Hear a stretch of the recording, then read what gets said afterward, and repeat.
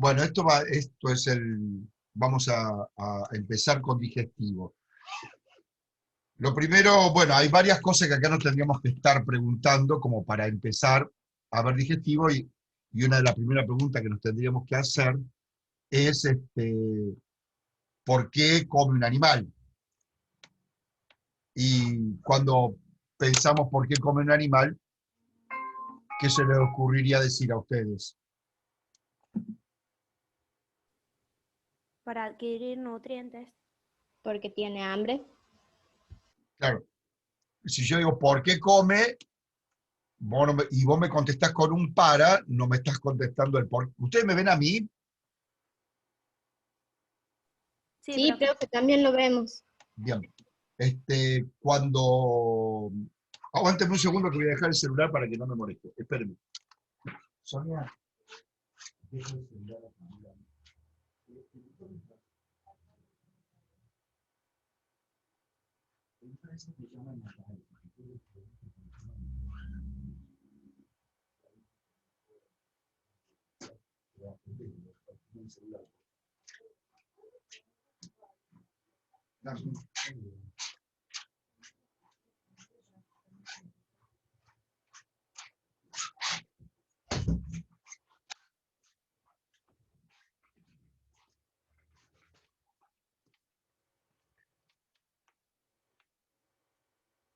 Bueno, ahora sí. Entonces lo que yo decía, si yo te pregunto ¿por qué come? La respuesta debe arrancar por un por, no por un para. O sea, para adquirir nutrientes, esa es cuál es la necesidad, para qué comerá, para adquirir nutrientes, exacto, está bien. ¿Y por qué come? Porque tiene hambre. ¿Está bien? Sí, profe. ¿Me escuchan? Sí, sí, Bien, se escucha bien. muy Sí, bien. sí, se escucha. Entonces, en esa primera pregunta hay que pensar, bueno, cuáles serían los estímulos y dónde iría esa información, dónde se procesaría, y por qué se dejaría de comer. O sea, ¿por qué dejaría de comer un animal? ¿Y porque ya se llenó? Claro, se está satisfecho, ¿no es cierto? Está saciado. Bueno, justamente, estoy muy mal de la cintura, por eso me muevo para acá y para allá. Con la hora del computador ya me tiene hambre. Bueno, exactamente, entonces come porque tiene hambre y deja de comer porque está saciado. Entonces hay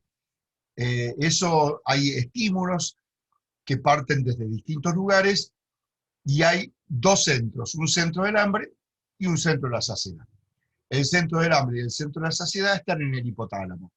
Recordemos siempre que yo ya le había dicho una introducción del sistema nervioso, de que todos los lugares que van a regular actividades cada vez más delicadas que tengan que ver con el medio interno del sistema nervioso van a estar cada vez más arriba, o sea, más hacia la corteza. Entonces, todo lo básico, lo elemental va a estar en el bulbo, que es lo que llamamos todo lo vegetativo, todo lo visceral. Eso está en el bulbo. Por ejemplo, el centro de la deglución, de la salivación, del vómito, la actividad cardiovascular, la actividad respiratoria, que todo eso ya lo vimos, ¿no es cierto?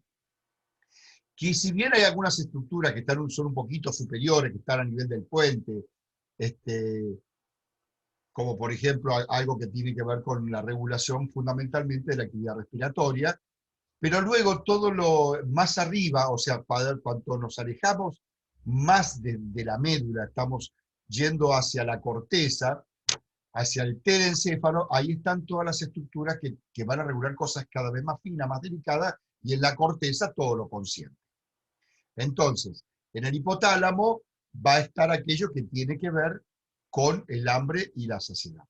Y hay distintos estímulos que van a llegar ahí, que no lo vamos a ver ahora no vamos a desarrollar este tema, eso en tal caso después yo se lo grabo y se los mando, y ustedes búsquenlo por su cuenta también, porque la verdad que no es un tema este, muy complejo y me parece de que ahora yo quisiera entrar en algo que tal vez les cueste más, porque no haya una explicación tan clara. Entonces, come porque tiene hambre, deja de comer porque está satisfecho, está saciado. Hay un centro del hambre y un centro de la saciedad que están ubicados en el hipotálamo. Y ahí llegan estímulos, y lo único que me gustaría dejarles en claro ahora de eso es que el centro del hambre es un centro que está siempre activo, siempre activo.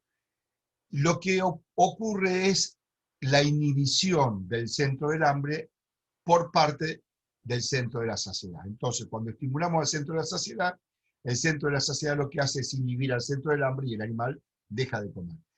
Y eso se ha demostrado porque se destruyó en una rata el centro de la saciedad, donde se suponía que estaba el centro de la saciedad, y la rata empezó a comer, comía, y no dejaba de comer. Nunca estaba, o sea, siempre que tenía alimento, comía, todo el tiempo. Y bueno, hay una imagen, una foto, donde está en una balanza y le sobresale el cuerpo alrededor de la balanza, que sería como una cosa cuadradita, rectangular así, y el cuerpo que le sobresale por todos lados, que murió, por supuesto, por ese sobrepeso. Porque no le funcionaba el centro de la saciedad, que se lo habían destruido. Y eso demostró de que el centro del hambre está siempre completo, siempre activo, y el centro de la saciedad es el que se activa y desactiva y puede inhibir al centro del hambre. Claro que también hay estímulos para el centro del hambre, por supuesto, y que tiene que ver con regular los niveles de la glucemia y de aminoácidos y de lípidos en el medio interno. Acá terminamos con esa partecita, no me voy a meter más en eso, después les voy a grabar algo en tal caso y se los mando. Pero bueno, empieza porque el animal coma. Y para comer el animal, lo primero que hace es la aprehensión del alimento. ¿Qué significa aprehensión? Tomar el alimento. ¿Cómo lo incorporo a la boca? ¿Cómo lo meto dentro de la boca del alimento? Esa es la aprehensión del alimento, tomarlo, incorporarlo a la boca. Luego el proceso de masticación. El proceso de masticación sería la primera etapa de la digestión, podríamos decir, porque lo que estás haciendo es a partículas groseras, partículas grandes, fraccionarlas, romperlas, tratar de partirla, de desarmarla en partículas más pequeñas para que sean más fáciles los procesos digestivos. Entonces, la masticación es, digamos, la primera parte del proceso de digestión. Primero es la aprehensión del alimento, es tomarlo, y luego la masticación, romperlo lo más posible para que de esa manera puedan mejorar el proceso de digestión. ¿Por qué? Porque al estar en partículas más pequeñas, es más fácil que el sustrato se ponga en contacto con la enzima específica que lo va a degradar. Y a eso se le suma la insalivación, es decir, impregnarlo con la saliva, humectarlo, humedecerlo, y eso sería el vehículo para que las enzimas puedan ser diluidas y entrar en contacto con el sustrato que tienen que atacar. Entonces la insalivación es el otro proceso muy importante. No solamente por eso, sino también porque en la saliva, ya vamos a ver en el caso de los rumiantes, fundamentalmente, hay buffer. ¿Cuál será el buffer que habrá en la saliva? ¿Qué buffer conocen ustedes como el más abundante que hay en el organismo por todos lados? A ver, ¿alguno? Bicarbonato. Ni más ni menos. El gran señor que está en todas partes, bicarbonato.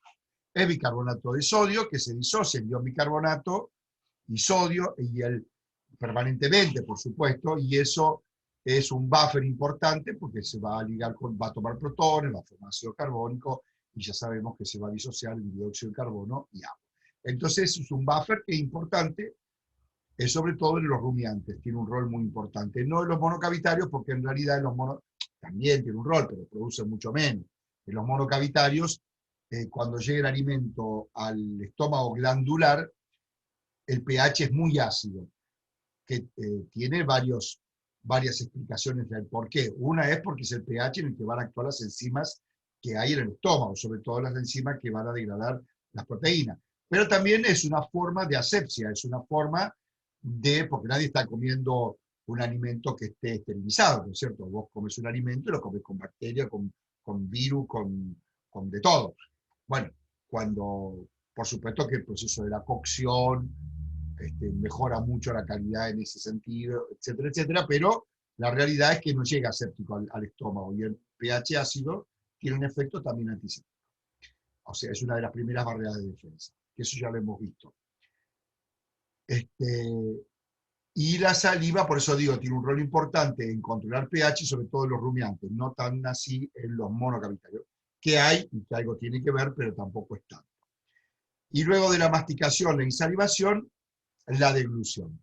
Que deglutir un alimento es incorporarlo, entrarlo, que entre al tubo digestivo, ¿no es cierto? Del tubo digestivo, podríamos decir que empieza por la boca y termina por el ano. En realidad es así. Es un tubo con muchas saculaciones y diferenciaciones de estructuras histológicas y anatómicas a todo lo largo de ese tubo. Pero no deja de ser un tubo. Y todo lo que está en la luz del tubo digestivo está fuera del organismo, en realidad. No es algo que está dentro del medio interno, sino que está afuera del medio interno. Todo lo que está dentro de la luz del tubo digestivo. ¿Está bien? Por lo tanto, empieza en la boca y termina en el ano.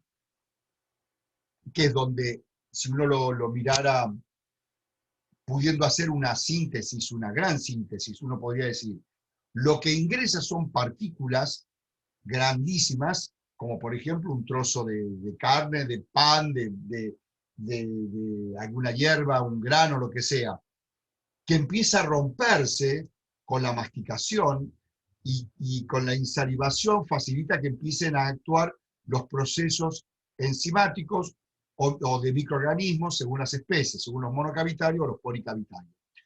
Pero en realidad lo que empieza es a desarmarse. El objetivo es desarmar eso hasta terminar con la estructura básica que conforma ese nutriente. Y cuando lo miramos así decimos, bueno, hay tres grandes polímeros, que serían los hidratos de carbono, las proteínas y los lípidos. Esos serían los grandes estructuras que podríamos tener. Bueno, los lípidos no son polímeros, pero sí están conjugados en estructuras que no es un ácido graso libre, ¿no? Sino la combinación formando triglicéridos y distintos tipos de ácidos grasos más grandes, con más cantidad de carbonos o menos cantidad de carbono.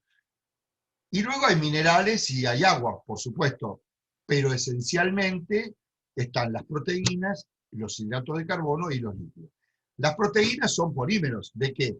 ¿Polímeros de qué son las proteínas? A ver, yo voy a tirar el nombre a uno. A ver, Rebeca Mercado. Una proteína es un polímero ¿de qué? ¿Formado por qué ese polímero?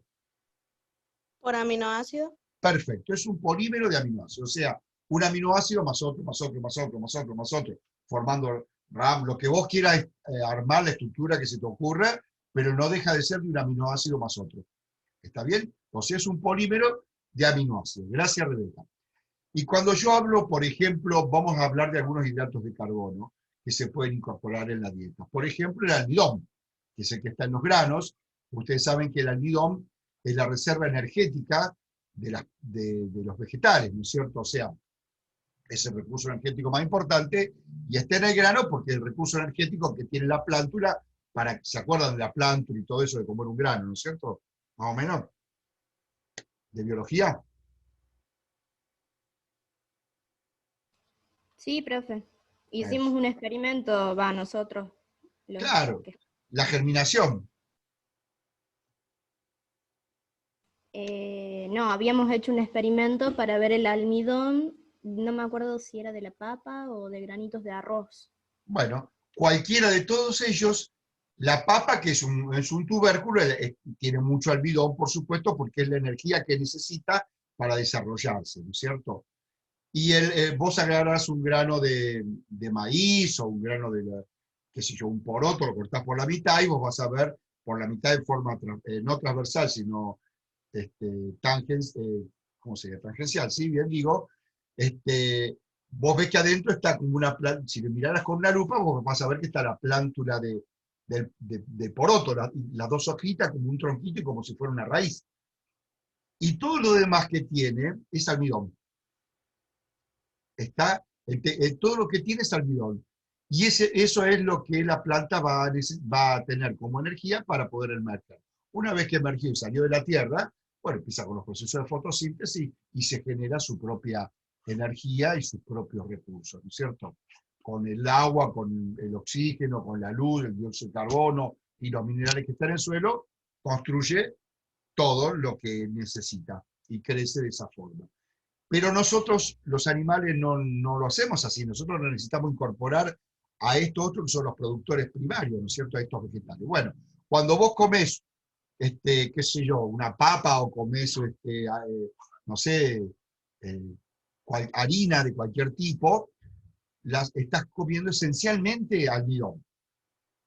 Y el almidón es un polímero ¿de qué? A ver, vamos a preguntarle a Nico Hausen.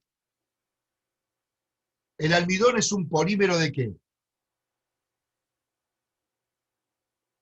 De glucosa. Son dos Perfecto. tipos de glucosa. Perfecto. Es glucosa más glucosa más glucosa más glucosa más glucosa. Con determinada estructura, con ramificaciones. Pero es un polímero de glucosa. El otro hidrato de carbono que se adquiere en la ingesta de los vegetales es que es parte de lo que es la pared celular, es la celulosa. Es la pared celular de las células vegetales.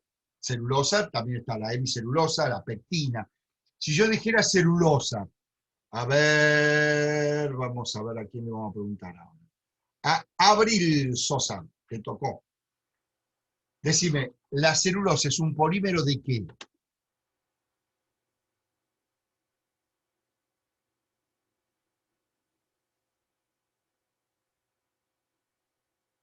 Abril, ¿estás pensando? Contestó en el chat, profe. Puso de glucosa. Perfecto, Abril. Es de glucosa, es un polímero de glucosa. Entonces uno diría, ¿cómo? A ver, el almidón es un polímero de glucosa y la celulosa es un polímero de glucosa, sí, pero tienen estructuras distintas. Están armados de diferentes formas, por eso son distintos. La forma en la que está armado el polímero de celulosa, los monocavitarios no lo podemos digerir. Esa es la característica que tenemos nosotros. Los monocavitarios no podemos digerir la celulosa, por la estructura que tiene, porque no tenemos la enzima específica que desarma a ese polímero.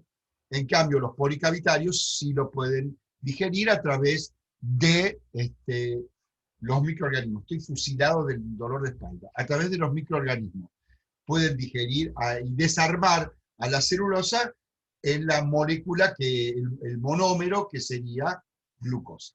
¿Está bien? Entonces, Profe. sí, decime. Y a eso se debe, por ejemplo, que nosotros asimilemos las glucosas, por ejemplo, de las harinas más lentos que las glucosas de, por ejemplo, la fructosa. Bueno, lo que pasa es que el almidón es un polímero de glucosa, que es lo que tienen las harinas, son almidón. ¿Está bien? Distintos tipos de harina son almidones con distintos agregados. Y la fructosa es directamente un monómero. O sea, ya no tenés que generar un proceso de disociación. Pero vos no incorporás fructosa. Vos lo que incorporás normalmente es sacarosa, que es un dímero de glucosa y de fructosa. ¿Está bien? Sí, ahora sí. Bueno, pero, o sea, no es muy raro que vos encuentres en los nutrientes la fructosa sola, ni la glucosa sola. Siempre está formando otras estructuras, como la sacarosa, como, bueno, en la leche, la lactosa, que es un dímero también. La lactosa es un disacárido. Un dímero, bueno, está bien dicho también, es un disacárido formado por glucosa y galactosa. En fin, hay muchos que están formados por distintos monómeros de hidratos de carbono. Muy bien, lo mismo ocurre con la pectina, con la hemicelulosa, con el fructosano, en fin, distintos compuestos. Pero a lo que yo quería llegar es que esencialmente vos, supongamos, vamos a poner un rumiante. Bueno, se comió una hoja, un bocado de una pastura cualquiera, ¿no es cierto? Lo que comió es pasto, que vos lo que ves a simple vista en términos muy vulgares y criollos. Pero luego eso, con la masticación, con la insalivación, lo va rompiendo en partículas más chiquititas. Eso llega a las cavidades, las primeras cavidades del estómago, y empieza un proceso de fermentación por los microorganismos. ¿Y qué ocurre? Lo va desarmando, desarmando, desarmando, hasta que tengamos el monómero. Y que a veces se lo transforma en otros compuestos, que todo eso ya lo vamos a hablar. Lo que ingresa al organismo son moléculas muy chicas, no puede ingresar un polímero. Lo que puede ingresar al medio interno, o sea, salir de la luz del tubo digestivo y absorberse, eso ya entraría al medio interno, no puede ser un polímero, no va a ser una proteína como tal, sino que van a ser aminoácidos, o como mucho, dipéptidos o tripéptidos, pero no mucho más que eso. Lo que vamos a incorporar no va a ser almidón, ni va a ser celulosa o lo que sea. Va a ser, o sacarosa, va a ser el monómero, va a ser glucosa o fructosa o galactosa. Eso es lo que vamos a incorporar verdaderamente. Y luego, bueno, algunos disacáridos pueden entrar como tal, pero generalmente entran como así, como monómeros, glucosa, galactosa, fructosa, etc. Luego que ingresaron al medio interno, puede sufrir un montón de transformaciones. Pero tampoco va a ingresar un triglicérido como tal, sino que se lo va a desarmar. Va a quedar el eje, que sería el glicerol, solamente con un ácido graso. Y en el carbono, 2. El ácido graso del carbono 1 y del carbono 3 se lo sacamos. Y nos queda entonces el glicerol con un carbono, en el carbono 2. O sea, el 2-monoacilglicerol. Eso es lo que va a ingresar al organismo. Y algunos ácidos grasos de cadenas cortas, pero siempre es una estructura pequeña. Luego, el organismo hace 1000 cosas, pero lo que ingresan son las mínimas estructuras. Y todo eso es a través de lo que se llama el proceso digestivo. Ese proceso digestivo podríamos decir que puede tener dos características. Si es con enzimas propias, nuestras enzimas que secretamos a la luz del tubo, nos quedan 10 minutos, volvemos a entrar con el mismo link. No hacemos pausa, ¿eh? ¿Me escucharon? Sí, profe. Sí, Bien. profe. Cuando desarmar estas moléculas ocurre en la luz del tubo digestivo en base a las enzimas nuestras, las propias, las que nosotros secretamos, a la luz del tubo digestivo, eso es un proceso de digestión verdaderamente enzimática. Ahora, cuando ocurre porque lo atacan microorganismos con enzimas de los microorganismos que están en la pared, en la membrana del microorganismo, eso es un proceso de fermentación, que no es lo mismo.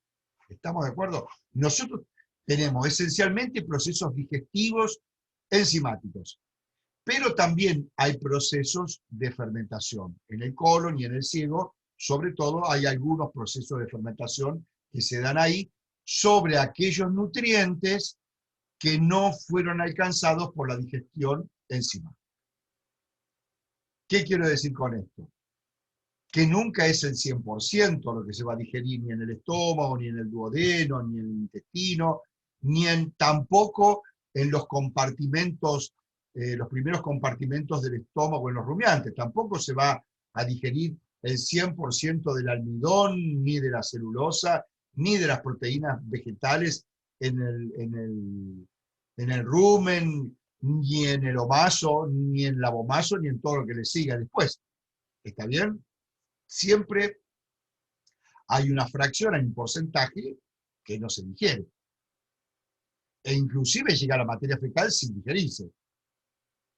Y ahí está la eficiencia que tenemos en cuanto a la conversión de alimento a carne o a leche. En ese sentido, podríamos decir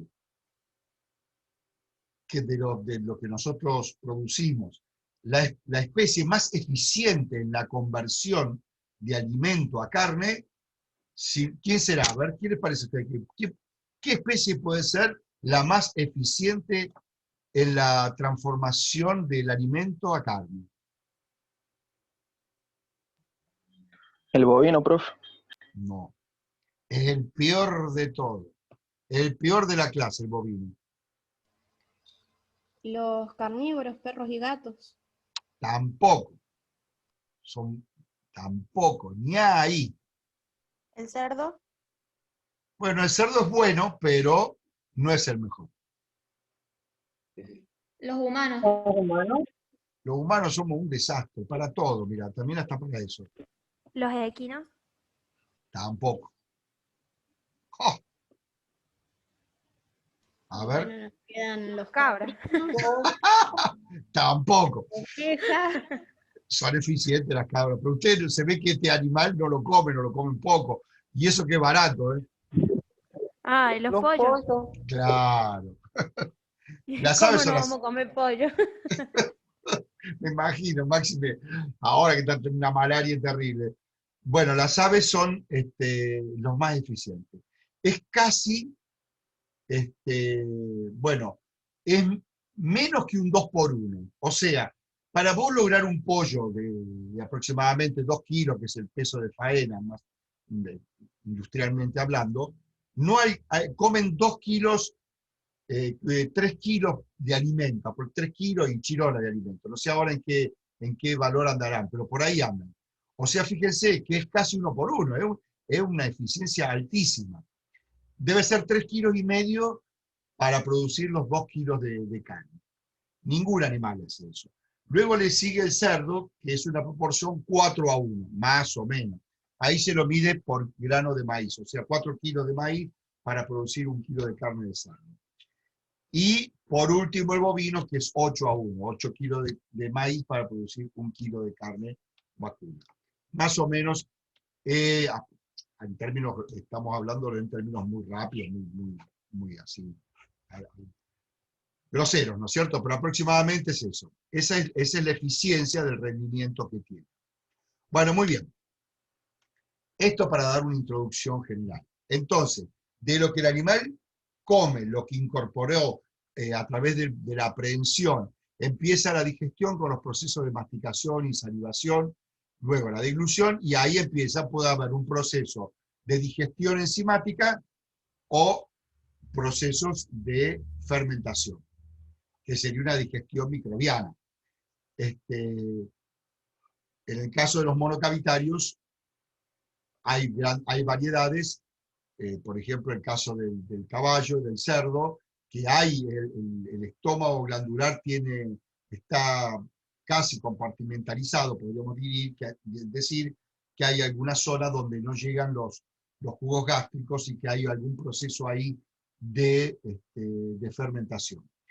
Y hacen los procesos de fermentación, o sea, que serían los procesos de digestión microbiana, lo hacen esencialmente en el colon o en el ciego. Y los rumiantes que empiezan luego empiezan las cavidades, sobre todo en el rumen, empiezan los procesos de fermentación, que es el lugar más importante de todo, el proceso de digestión microbiana.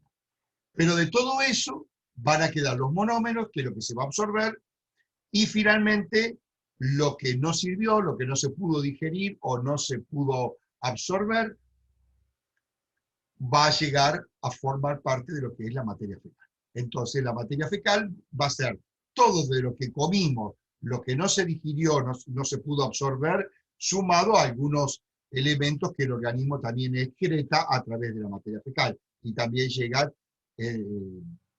o sea, que excreta hacia la luz del tubo digestivo y forma parte de la materia fecal, como por ejemplo, uno de esos desechos es lo que va quedando de la degradación de la hemoglobina.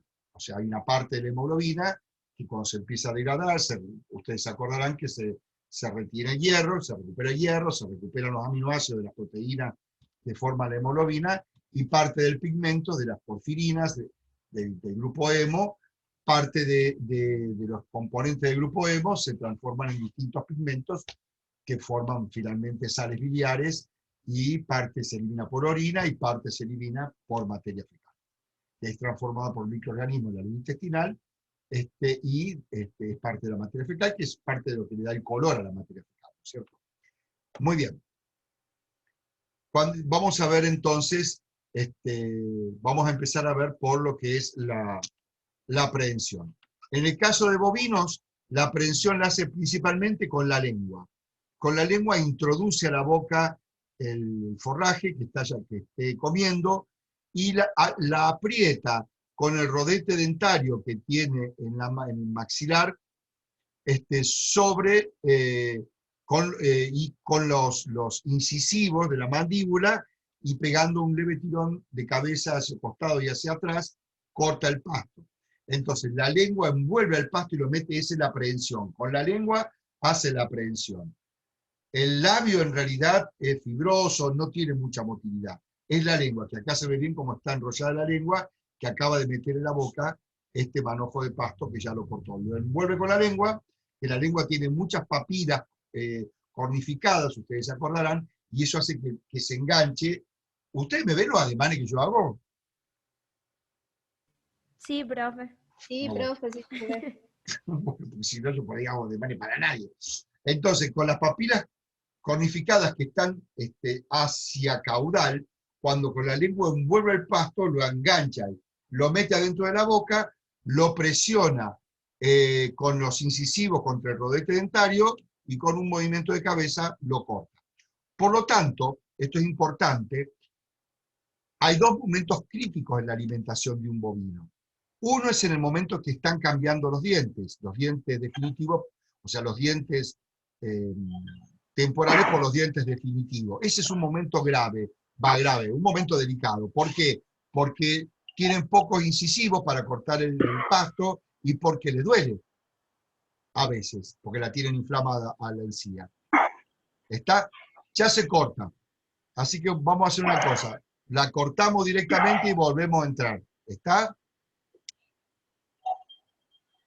Bueno, profe. Bueno, listo.